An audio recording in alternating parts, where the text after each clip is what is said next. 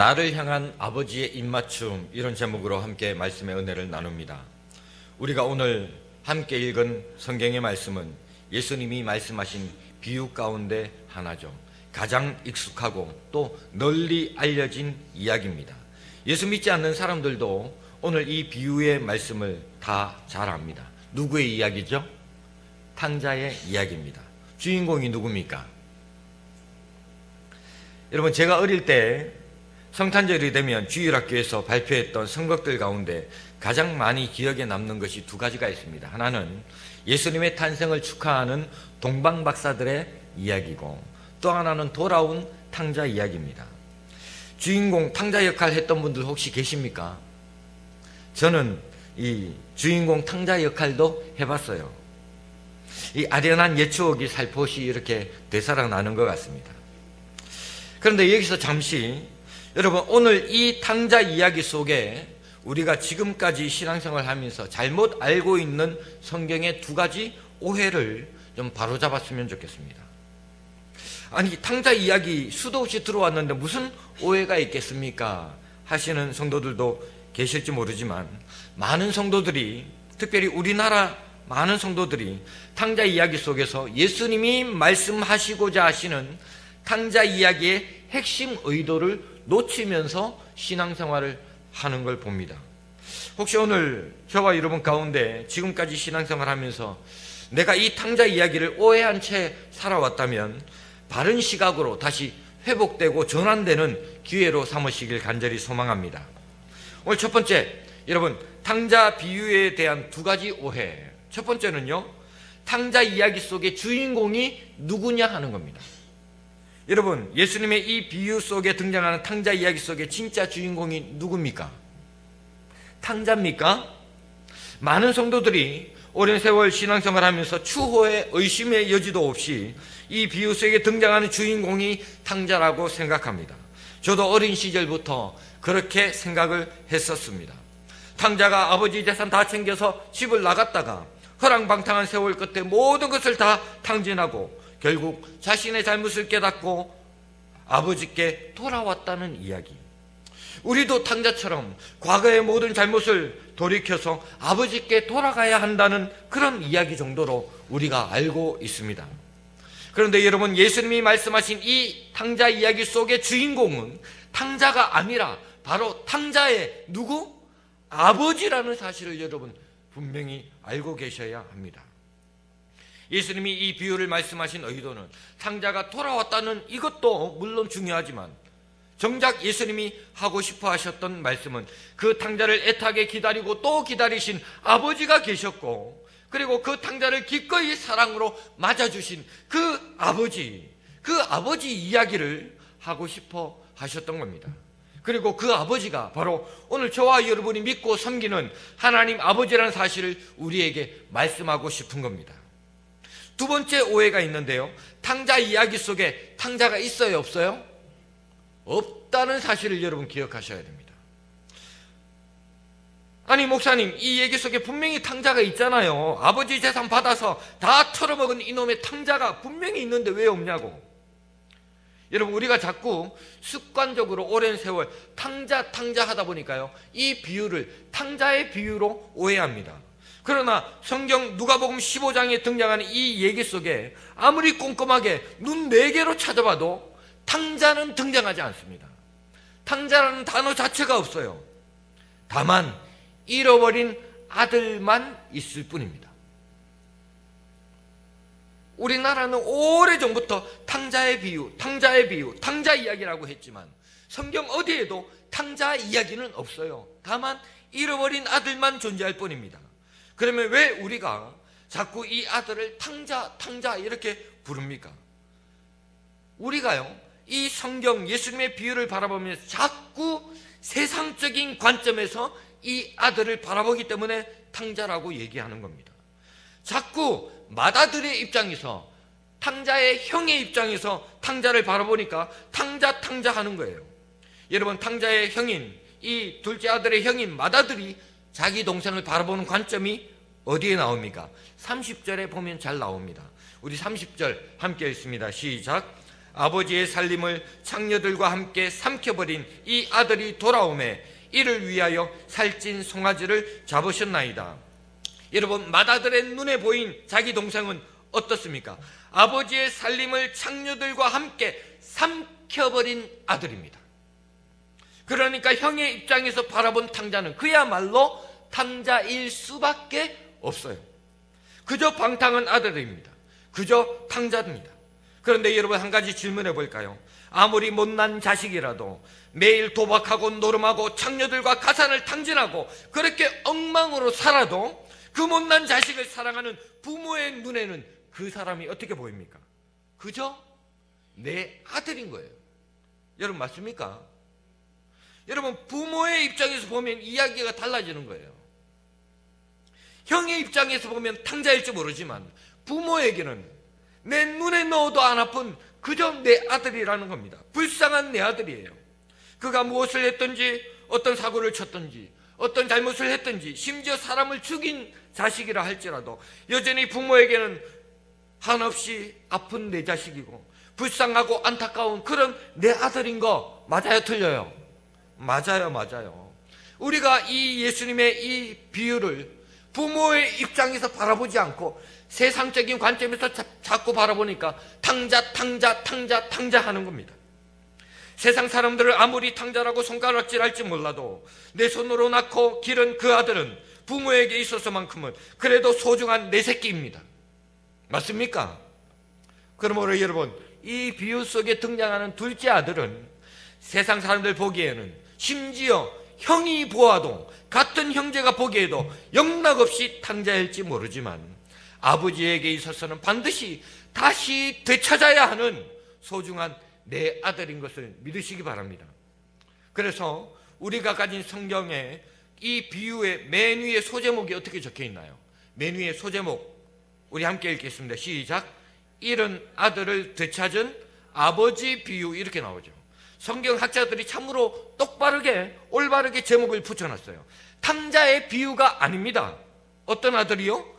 잃은 아들을 되찾은 누구의 비유예요? 아버지의 비유입니다.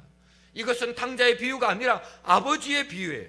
아버지의 재산을 탕진한 이 탕자의 비유가 아니라 잃은 아들을 애타게 기다리신 아버지의 이야기이고, 그 아들을 다시 찾은 것에 기쁨을 이기지 못하시는 아버지의 이야기인 겁니다. 그리고 이 예수님의 비유는 아버지를 떠나서 죄 가운데 살아가는 오늘 저와 여러분을 애타게 기다리신 그 하나님 아버지의 이야기이고, 예수님 품 안으로 돌아온 저와 여러분을 기뻐하시는 하나님 아버지의 이야기인 줄 믿으시기 바랍니다. 다시 정리하겠습니다. 첫 번째로, 이 비유의 주인공은 탕자가 아니라 누구요? 아버지입니다. 두 번째, 아버지의 눈에는 탕자가 있는 것이 아니라 그래도 소중한 내 아들이 있는 거예요. 아들이. 이해가 되시죠? 그러므로 여러분, 오늘 이 이야기를 아버지의 입장에서 우리가 이해하고 바라볼 때 예수님의 의도하신 핵심 메시지를 바르게 이해할 수 있는 겁니다. 오늘 제가 전하는 이 말씀도 나를 향한 하나님 아버지의 마음이 저와 여러분에게 전달될 수 있기를 축원합니다. 오늘 둘째로 한번 따라할까요? 아버지의 입맞춤을 경험합시다. 오늘 본문 20절에 보면 아버지가 이 돌아온 아들을 향해 입을 맞추는 장면이 소개됩니다. 20절 동그라미 쳐놓고 밑줄 치면서 한번 다 함께 읽겠습니다. 시작. 이에 일어나서 아버지께로 돌아가니라. 아직도 거리가 먼데 아버지가 그를 보고 측은히 여겨 달려가 목을 안고 입을 맞추니. 여러분, 아버지를 멀리 떠나서 많은 재산을 탕진하고 결국 거지꼴이 되어서 돌아온 이 아들. 그러나 아버지는 그 아들을 더럽다고 여기지 아니하시고 책망하여 도리어 내쫓지도 아니하시고 달려가 목을 껴안고 입을 맞춥니다. 여기서 입을 맞추었다, 이 말을 성경 원어로 정확하게 표현하면 입을 많이 맞추었다. 입을 어떻게 해요? 많이 맞추었다. very much. 많이. 제가 여러분한테 한 것도 아닌데 왜 웃으셔요? 여러분, 얼마나 돌아온 아들을 기뻐하셨는지 아버지의 마음이 짐작하십니까? 얼마나 이 돌아온 아들이 반가웠는지 아버지는 연신 입을 맞추고 또 맞추었다는 얘기입니다. 어디 그뿐입니까? 이 거짓골을 하고 나타난 이 아들에게 새 옷을 갈아입힙니다. 손에 가락지를 끼워줍니다. 살찐 송아지를 잡아서 온 동네 사람 불러서 잔치를 배설합니다. 여기서 우리는 하나님 아버지의 사랑을 경험하게 되죠. 이 사랑은 세상 사람들이 흔히 하는 이해타산적인 사랑이 아니라, 오는 것이 있어야 가는 그런 사랑이 아니라, 하나님 아버지의 나를 향한 이 사랑은 그저 한없이 주고 또 주는 그런 사랑인 것을 깨닫게 됩니다. 그저 아무런 조건도 어떠한 이해도 없는 아낌없이 주는 그런 하나님 아버지의 사랑인 줄 믿으시기 바랍니다. 사실 맏아들이 보기에는 이 동생이 아버지 재산 다 챙겨서 창녀들과 놀아나고 그 많던 재산 다 탕진한 그런 아들에게 아버지가 베푸시는 이런 잔치가 그저 쓸데없는 낭비처럼 보일지 모르지만, 그러나 이 아버지의 사랑은 이 아들이 무슨 짓을 했건 또 그동안 얼마나 어떻게 방탕하게 살아왔건 상관없이 그저 사랑하는 내 아들이 그저 돌아왔다는 이 한 가지 사실에 이 아버지는 기뻐하고 있는 겁니다. 수많은 사람들이 손가락질을 해도 괜찮아요. 아무리 세상 사람들이 손가락질을 해도 내 아들이 돌아온 것만으로 나는 기뻐한다. 이것이 아버지의 마음 아닙니까? 이 아버지의 사랑이 있었기에 오늘 탕자와 같은 죄인된 우리가 하나님 아버지의 이 무한한 사랑을 받아 누리고 있는 줄 믿으시기 바랍니다. 구약에 보면 과거 호세아 선지자가 아내를 맞이합니다. 그 아내 이름이 뭐예요? 고멜입니다. 이 고멜은 호세아 선지자와 결혼하기 전부터 이미 창녀였습니다. 태생이 창녀였어요. 하나님께서 이 선지자에게 이 고멜을 아내로 맞으라, 이 창녀를 아내로 맞으라 말씀합니다. 그래서 이 선지자가 이 여인을 아내로 맞습니다. 그런데 어떻게 하죠? 이 아내는 결혼 생활에 이내 곧 실증을 느끼고 또다시 창녀 생활로 돌아갑니다. 호세아 선지자가 이 아내를 찾아가서 다시 데려옵니다. 데려오면 또 나가고 또 데려오면 또 나갑니다. 그렇게 호세아는 매번 수많은 돈을 물어주면서까지 다시 데려오지만 이 아내 고멜은 계속해서 같은 짓을 반복합니다. 하나님, 내가 왜 이 여인을 아내로 계속 삼아야 합니까? 호세아가 하나님께 질문하지만 이런 질문에도 하나님은 호세아에게 그 아내 고멜을 끝까지 책임져라고 얘기합니다. 도저히 인간으로서는 이해할 수 없고 납득할 수 없는 사랑을 호세아 선지자에게 지금 하라고 말씀하고 있는 겁니다. 여러분, 이 여인 고멜이 누구인 줄 아십니까? 바로 이스라엘 백성이었고 오늘 저와 여러분이었다는 사실입니다. 이런 고멜과 같은 그런 창녀와 같이 남편을 향한 정조를 잃어버리고 살아가는 백성이 과거 이스라엘 백성이었고 오늘 저와 여러분의 모습이라는 겁니다. 그럼에도 불구하고 끝까지 나를 책임져주는 그 남편이 누군가? 바로 하나님이라고 얘기하죠. 호세아서 2장 16절 함께 읽습니다. 시작. 여호와께서 이르시되 그날에 네가 나를 내 남편이라 일컫고 다시는 내 바알이라 일컫지 아니하리라. 하나님은 오늘도 저와 여러분의 남편이 되심에도 불구하고 여전히 그 남편을 의지하고 그 남편을 신뢰하며 그 남편을 따르지 아니하고 올 한 해를 뒤돌아보니까 그 남편 없이 내 욕망과 내 욕심과 내 생각을 따라서 이 고멜과 같이 그렇게 살아온 인생은 아니었습니까? 그런 복된 남편을 맞아 살아가면서도 오늘 우리는 끊임없이 죄를 범하며 창녀처럼 살아가고 있지 않느냐? 이것을 꼬집고 있는 성경이 바로 호세아서입니다. 그래서 호세아서를 읽다 보면 이 선지자 호세아가 하나님을 대변하여 이 타락한 여인을 끝까지 아내로 받아들이면서 무한한 사랑을 펼치고 있는 이야기가 계속 진행되고 있는 거죠. 여러분, 호세아서가 우리에게 가르쳐주는 것이 뭡니까? 창녀 같은 나를 받아주시되 끝까지 받아주시는 남편이 되시고 아버지가 되시는 그 완전한 하나님 아버지의 사랑, 그 사랑을 얘기하고 있는 겁니다. 이 세상에서는 도저히 이해할 수 없고 또한 불가능한 사랑을 오늘 성경이 펼치고 있는 거예요. 왜요? 하나님의 나를 향한 사랑이 바로 이런 사랑이라고, 좀 깨달으라고, 이제는 제발 돌아오라고. 사랑하는 여러분, 오늘 우리가 하나님의 이 알 수 없는 사랑과 은혜를 우리가 누리고 있다는 것을 깊이 깨달을 수 있기를 축원합니다. 여러분, 이 사랑을 깨달아야 오늘 우리가 제대로 된 삶을 살 수 있는 거예요. 하나님은 이렇게 오늘 우리를 향해서 이토록 애달픈 사랑을 하고 계시는 겁니다. 여러분, 올 한 해 여러분은 어떻게 살아오셨습니까? 혹시 탕자처럼 살아온 한 해는 아니었습니까? 마치 탕자가 아버지의 품을 떠나서 자기 마음대로 자기 뜻대로 자기의 욕심과 정욕을 벗삼아 자신만의 인생을 위해 즐기며 살아왔듯이 그렇게 살아오지는 않았습니까? 그래서 올 한 해를 되돌아보니까 19절에 나오는 탕자의 고백처럼 아버지의 아들이라 일컬음을 감당치 못하겠노라, 나를 품꾼의 하나로 보소서, 이런 심정으로 이 자리에 앉아 계신 분은 안 계십니까? 올 초에 내가 아버지께 받은 것들, 그 받은 것들로 멋떨어지게 한번 살아보겠다고 아등바등 했지만 결국은 아버지께 받은 모든 것들 다 탕진하고 기진맥진한 상태로 이 자리에 계신 분은 안 계십니까? 오늘 그런 분들을 위해서 이 잃은 아들을 되찾은 아버지의 비유가 있는 겁니다. 그러므로 여러분, 올 한 해 아무리 탕자처럼 내 멋대로 살면서 죄짓고 내 욕심과 욕망을 채우며 살면서 하나님 아버지의 그 은혜를 저버리고 살았다 하더라도 다시 아버지께 돌아오기를 두려워하지 마시기 바랍니다.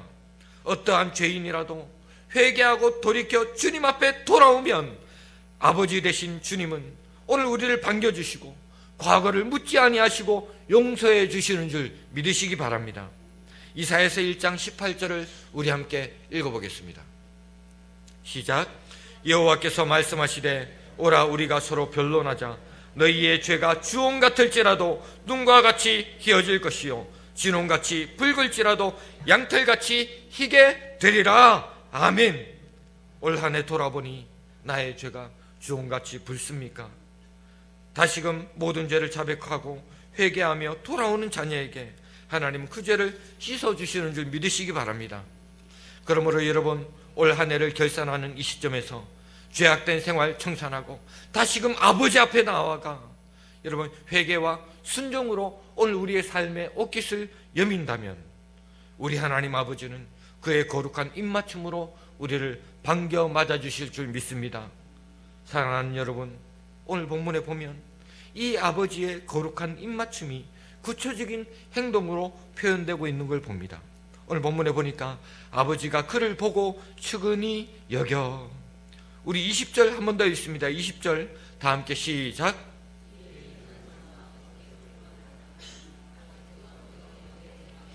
그를 보고 측은히 여겨 달려가 목을 안고 입을 맞추니, 여기 아버지가 그를 보고 그 다음에 측은히 여기셨다고 얘기합니다. 이 말씀 속에는 특별한 의미가 있죠. 오늘 우리 아버지는 내가 어떻게 살아왔는지를 다 보고 계셨습니다. 얼마나 내 욕심대로 아버지가 주신 은혜들을 얼마나 탕진해 왔는지도 아버지는 다 보고 계십니다.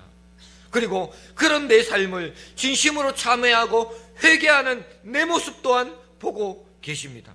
불꽃 같은 눈으로, 우리가 측량할 수 없는 무한한 능력으로 우리의 마음의 중심, 가슴 속까지 꿰뚫어보고 계시는 거예요.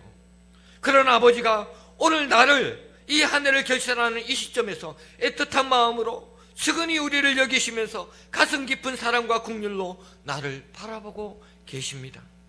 그리고 아버지는 여기서 그치지 않고 오늘 저와 여러분을 향해 달려오고 계십니다.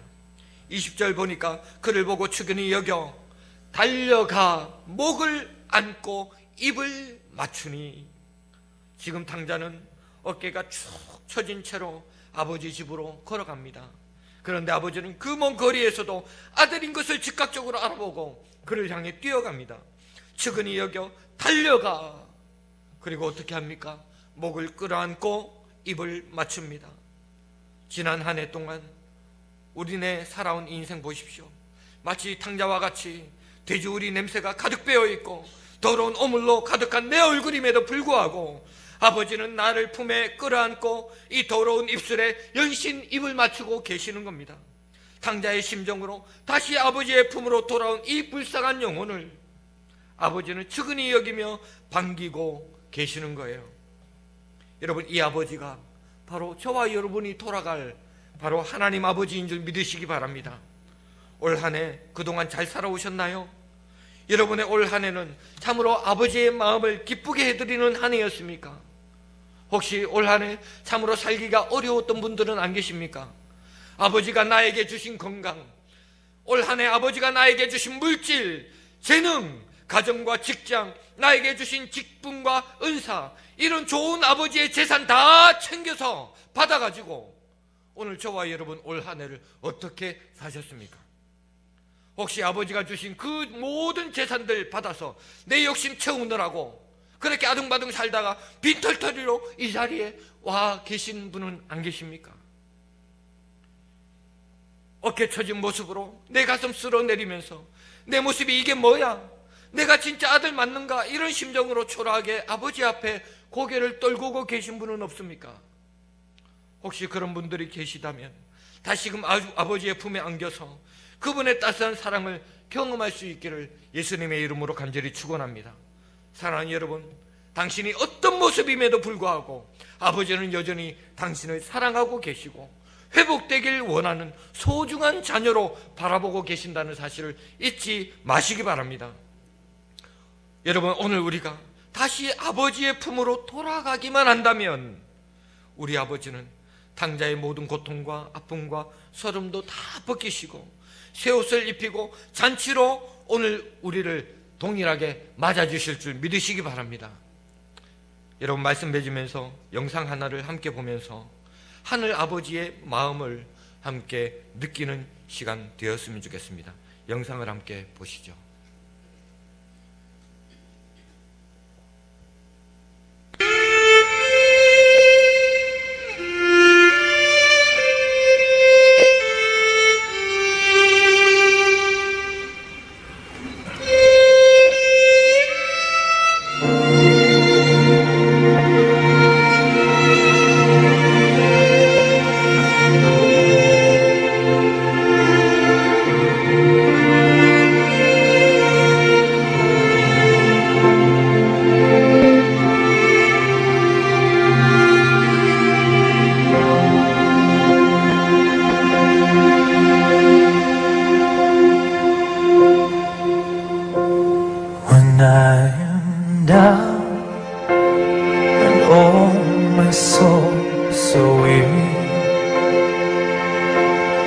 Troubles come and my heart burden be, and I am still waiting in silence until you come and see why with me. You raise me up so I can stand on mountains. You raise me up to walk on stormy seas, and I am strong when I am on your shoulders. Raise me up to more than I can be.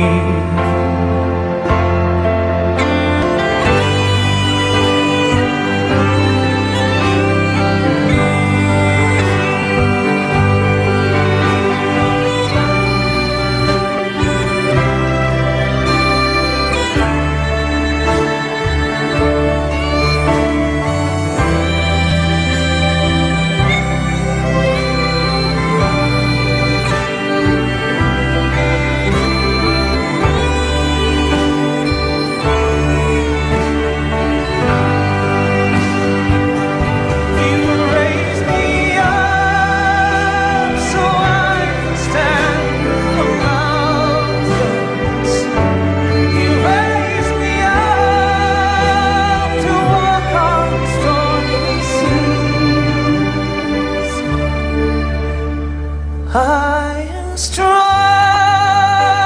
when I am on your shoulders. You raise me up to more than I can be.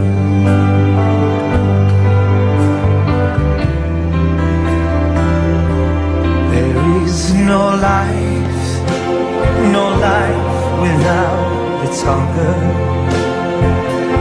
Each restless heart beats so perfectly. But when you come, I feel with wonder. Sometimes I think I glimpse eternity.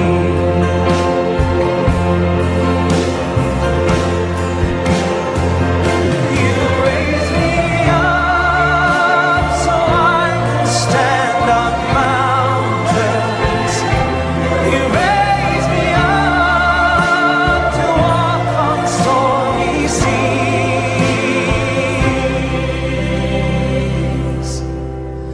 I am strong when I am on your shoulders. You raise me up to more than I can need.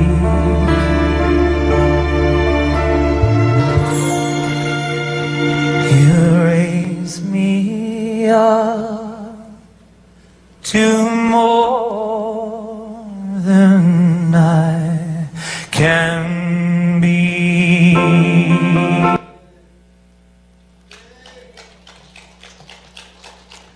여러분, 넘어져도 괜찮아요. 아파해도 괜찮습니다. 아버지가 옆에 계세요.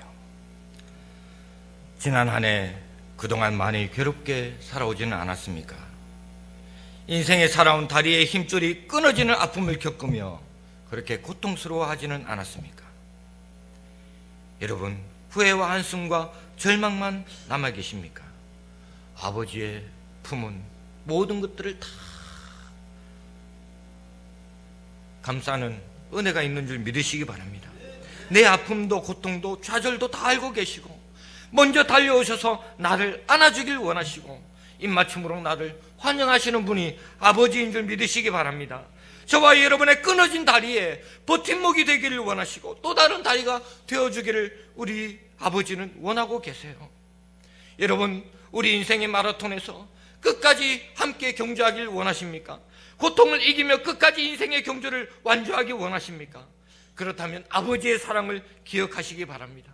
내 인생의 다리에 힘줄이 끊어지고 그래서 낙심되고 고통의 삶이 연속된다 할지라도 여러분, 아버지께로 돌아오면 그 아버지는 다 받아주세요.